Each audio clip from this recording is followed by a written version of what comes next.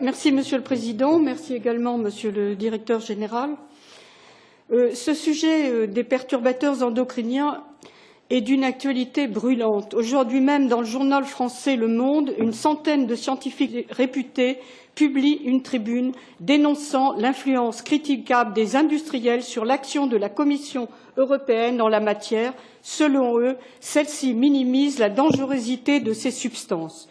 Que faut-il de plus que ce signal de la communauté scientifique pour réagir?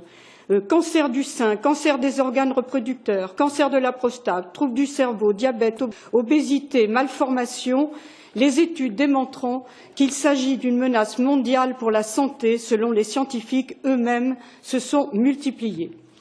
Plutôt qu'une définition binaire quant à ce qu'est un perturbateur endocrinien et ce qui ne l'est pas, qu'attend la Commission européenne pour appliquer le principe de précaution et encadrer sérieusement l'utilisation des substances mises en cause?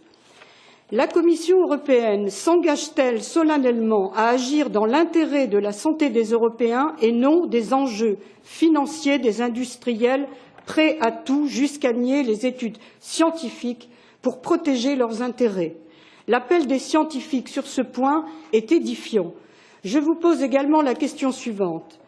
Est-ce le dogme du libre-échange mondial qui constitue un obstacle à une législation efficace sur les perturbateurs endocriniens, sachant que les États-Unis ont fait savoir qu'ils voyaient d'un très mauvais œil une limitation des perturbateurs endocriniens? Je ne sais pas si vous me répondrez, mais confirmez-vous les menaces proférées à demi-mot par les autorités américaines quant à des mesures de représailles en cas de législation trop radicale? Si oui, autant dire clairement ce qui retarde autant l'action, pourtant si nécessaire sur ce dossier. Enfin, le journal Le Monde s'est procuré une série de documents internes à la Commission qui détaillent la manière dont les conclusions scientifiques de l'EFSA sur les perturbateurs endocriniens étaient écrites à l'avance et donc totalement partiales. Confirmez-vous ces déclarations? Je vous remercie pour vos réponses. J'espère que j'ai réussi à réagir à tous les commentaires. Je ne voudrais pas maintenant m'exprimer sur la question de savoir qui a politisé cette question. Je vous remercie.